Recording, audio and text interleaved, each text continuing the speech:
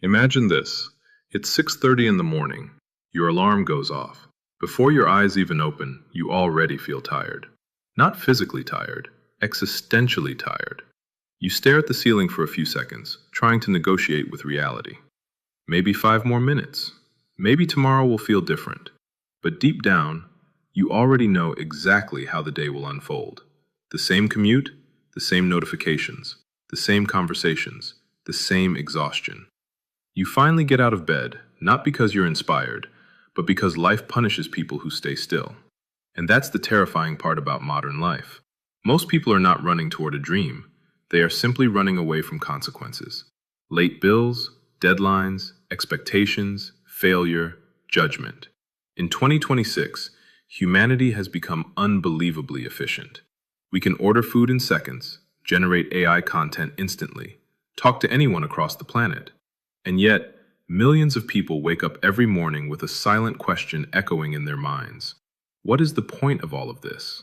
Psychologists call this the existential vacuum, a state where your outer life appears functional, but your inner world feels empty. You go to work, you answer emails, you complete tasks, you survive.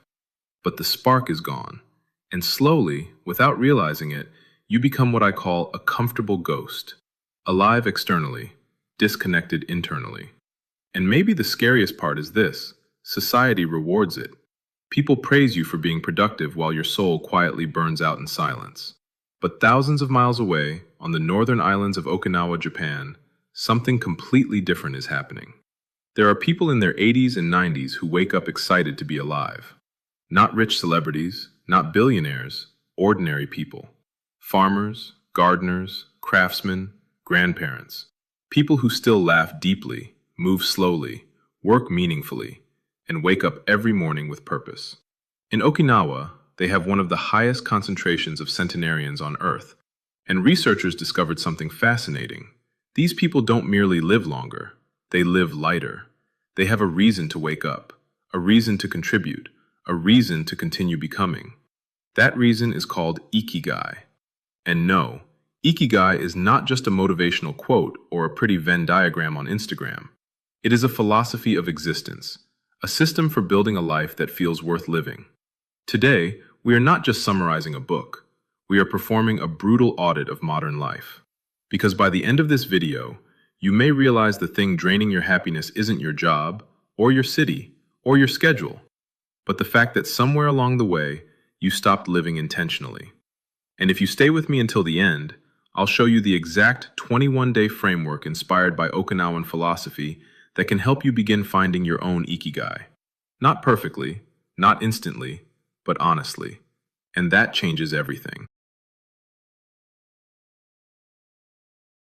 Most people think Ikigai is simple. You've probably seen the famous diagram before. 4 circles. What you love, what you're good at, what the world needs, what you can be paid for, and right in the middle, supposedly, is happiness. But here's the truth nobody talks about. Most people never reach the center. They spend their entire lives trapped in one of the 4 shadows. And once you recognize them, you begin seeing them everywhere. The first shadow is the passionate amateur. This person genuinely loves what they do. Maybe they paint, write music, design, cook, and they're actually talented. But their gift stays hidden from the world. It never evolves into service, never becomes sustainable, never becomes a contribution. So eventually, their passion becomes trapped inside them like unused energy. They are inspired, but invisible. The second shadow is the most dangerous of all, the comfortable cog. This person has done everything correctly. Stable career, good salary, respectable life. Maybe people even envy them. But internally, they feel disconnected from their own existence. Every Monday feels heavier than the last. Every vacation becomes emotional recovery instead of joy. And the worst part? They can't complain. Because from the outside, their life looks successful. This is where millions of people are trapped in 2026. Not suffering enough to change, not fulfilled enough to feel alive, just comfortably numb. The third shadow is the starving missionary. This person deeply cares about helping others, teachers, artists, activists, nonprofit workers. They love what they do. The world genuinely needs it, but they never learned sustainability. And eventually, constant stress destroys the very passion that once inspired them. Purpose without stability becomes self-destruction. Then comes the fourth shadow, the mercenary. This person gets paid well. Society values their role. But internally, they hate every second of it. And because they never developed mastery, they also feel secretly inadequate, empty and insecure at the same time. Now here's the uncomfortable question. Which shadow are you standing in right now? Don't answer quickly. Think carefully. Because recognizing your shadow is the beginning of transformation. Most people spend decades distracting themselves from this question. Scrolling, working, consuming, repeating. But Ikigai begins with radical honesty. And this is where the story becomes uncomfortable. Because finding purpose isn't always about adding something new. Sometimes, it's about admitting the life you built no longer fits who you are becoming. And this is the terrifying part. Some people will watch this video, feel deeply inspired, and still do absolutely nothing afterward. Because distraction is easier than self-confrontation. Modern life gives us endless entertainment specifically so we never sit alone with our own emptiness. And that's why Ikigai matters more today than ever before. The Okinawans don't treat purpose like a giant life mission. They find it in daily immersion, in small moments, in focused presence. Think about the last time you completely lost track of time. Maybe you were drawing, coding, editing, teaching, building something. Hours passed like minutes. You forgot your phone existed. Your anxiety disappeared. For a brief moment, you weren't performing life. You were inside it. Psychologists call this flow state. But neurologically, something extraordinary is happening. During deep flow, the part of your brain responsible for self-criticism and overthinking temporarily quiets down. Your inner noise disappears. Your ego softens. And for a moment, you become fully connected to the present. This is why so many people feel emotionally numb today. Not because they're lazy, but because modern life destroys flow. We live in the age of hyper-distraction. The average person checks their phone more than 100 times per day.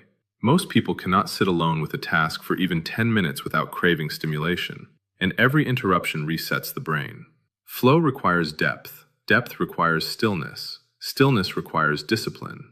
The book introduces a powerful idea. Challenge should exceed your skill by roughly 10%. Not enough to overwhelm you, just enough to stretch you. That's where growth lives. If something is too easy, you become bored. Too difficult, you become anxious. But right on the edge of difficulty, your brain lights up, dopamine increases, focus sharpens, time disappears. This is why people with strong Ikigai continue learning even in old age. An 85-year-old Okinawan gardener still experiments with better techniques. A craftsman still perfects his tools. A cook still refines recipes after decades. Because purpose is not a destination, it is continuous participation in growth.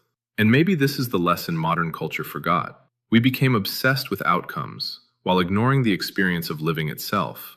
More money, more followers, more status.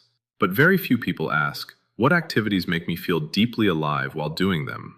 That question may matter more than your career title ever will. Purpose alone is not enough. A fire without protection eventually burns out. And Okinawans understand this deeply. They built physical and social systems that protect their energy for decades. The first is called Hara Hachi Bu. A simple philosophy. Eat until you are 80% full. Not stuffed, not overloaded, just nourished. In the modern world, people consume constantly. Food, content, noise, dopamine. More, more, more. But Okinawan culture is built around restraint. Because excess dulls awareness. Overeating creates sluggishness, brain fog, fatigue. Your body becomes heavy, and eventually your mind follows. But the second hearth may be even more important. It's called the Moai, a lifelong social circle. A small group committed to supporting each other emotionally, financially, and spiritually. And this is where modern society quietly collapses. We have thousands of followers, but nobody to call at 4 a.m. We are hyper-connected digitally and emotionally isolated in real life. Many people are trying to discover purpose completely alone, but Ikigai was never designed to be individualistic. Humans need contribution, belonging, recognition, shared struggle.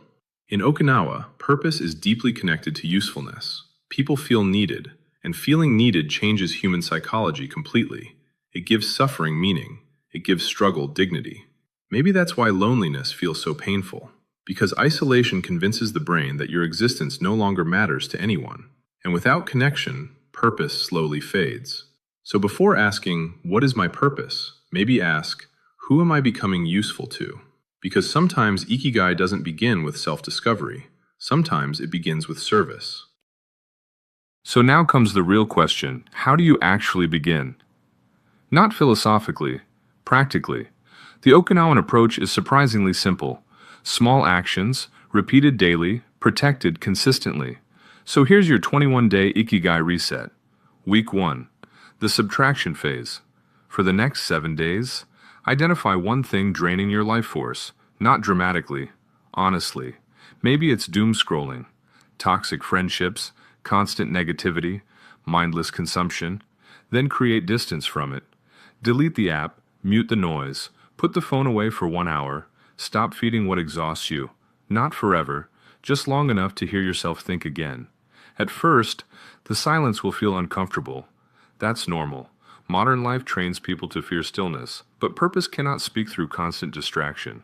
The goal of week 1 is not productivity, it is reclaiming attention, because attention is your life, and what you repeatedly focus on eventually becomes your reality. Week 2. The Flow Phase. Find one seed skill, something you genuinely enjoy and naturally gravitate toward. Writing, editing, fitness, music, cooking, building. Then spend 30 uninterrupted minutes with it every morning. No phone, no multitasking, no notifications, just deep focus. At first it will feel uncomfortable, because your brain has been trained for stimulation. But eventually, you'll begin feeling something rare in modern life. Presence. Then comes week 3. The Connection Phase. Take your seed skill and use it to help someone else. For free.